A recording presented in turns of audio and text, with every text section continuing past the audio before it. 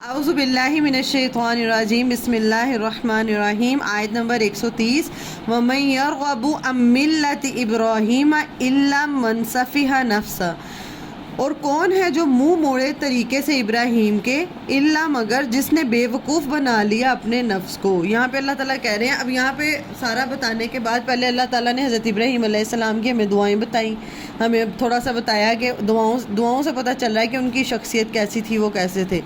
اب اللہ تعالیٰ ایک سوال کر رہے ہیں کہ کون ہے جو ابراہیم کے جو طریقہ ہے اس سے منہ موڑے۔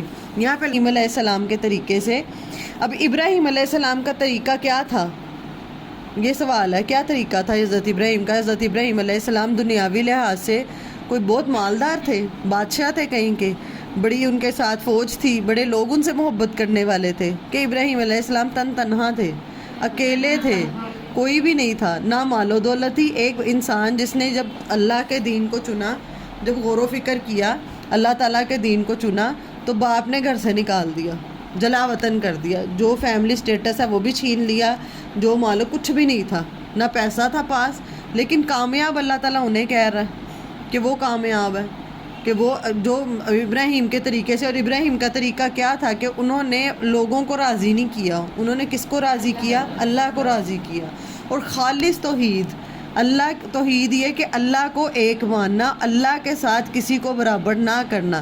جو ہم 99 نیمز پڑھتے ہیں نا، وہ ہے اللہ تعالیٰ کی صفات، ان صفات میں کسی کو بھی اللہ تعالیٰ کے برابر نہ کرنا۔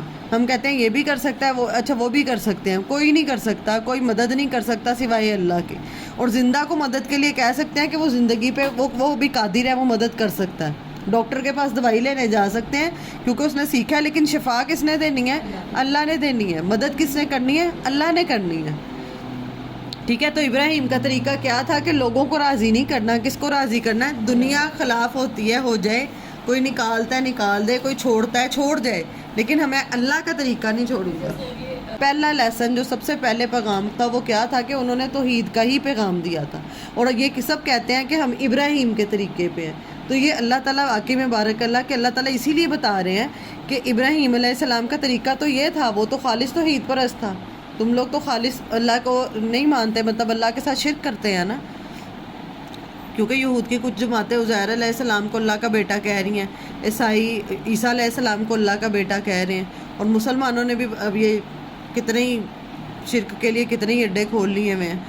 تو یہ اب یہاں پہ یہ کہا جا رہا ہے کہ کون ہے جو ابراہیم کے طریقے سے توحید سے منہ موڑے، مگر وہ جس نے بے وقوف بنا لیا اپنے آپ کو۔ کوئی بے وقوف ہی ہوگا جو ابراہیم علیہ السلام کا طریقہ چھوڑے گا۔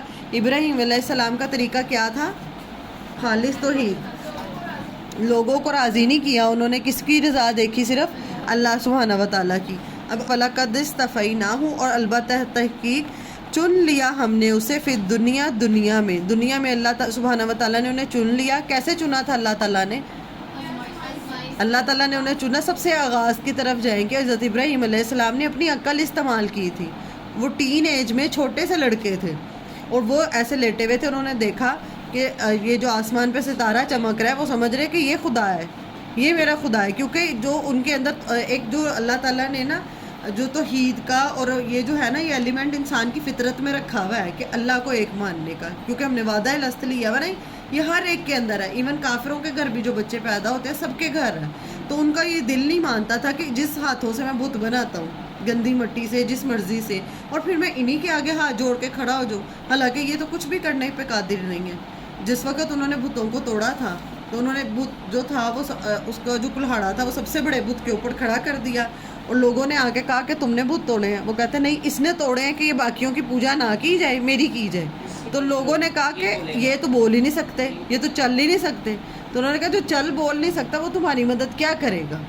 تو یہ انہوں نے اپنی عقل استعمال کی۔ پھر جب اتنا تو کر لیا، اس کے بعد انہوں نے کہا خدا، پھر خدا کی تلاش کہ خدا کون ہے۔ پہلے انہوں نے سورج کو دیکھا تھا، انہوں نے کہا یہ بہت بڑا ہے، یہ خدا ہے۔ پھر وہ غروب ہو گیا، چاند آیا، چاند غروب ہو گیا، پھر ستارہ آیا، ستارہ غروب ہو گیا۔ پھر انہوں نے اللہ تعالیٰ کو ایسے پہچانا کہ یہ سارا نظام جو چلا رہا ہے یہ کوئی ہے جو یہ چلا رہا ہے۔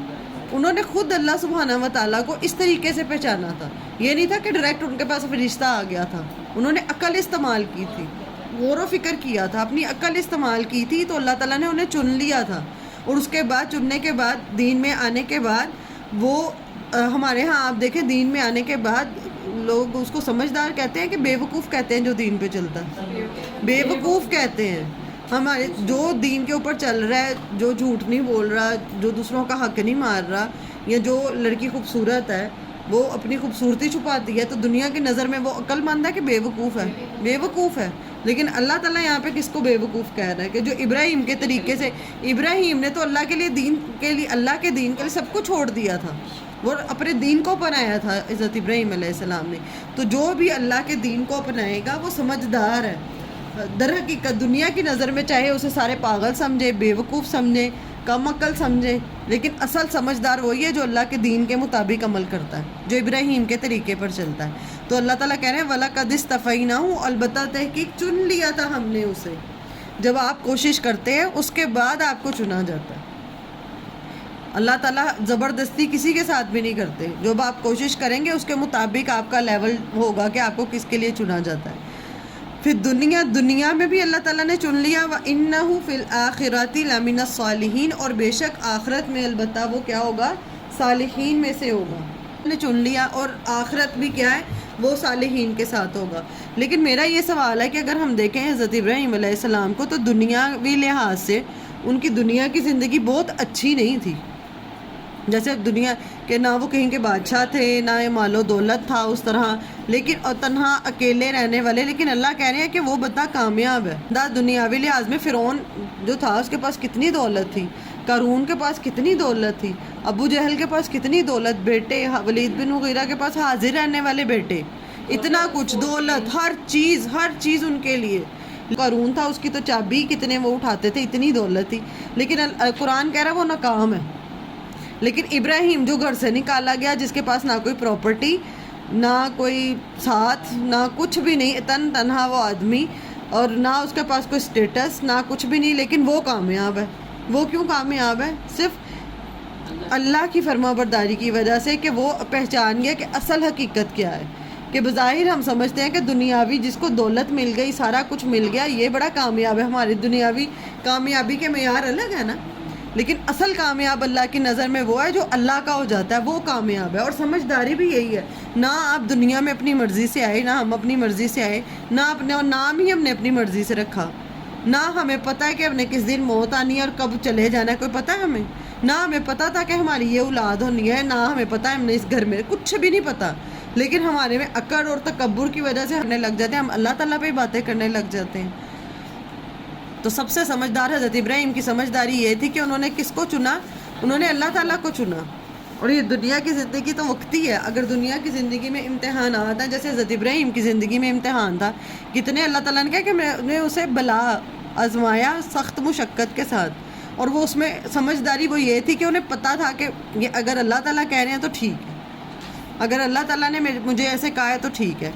اب انہیں چنا کیوں گیا تھا؟ یہ اگلی آیت میں، آیت نمبر 131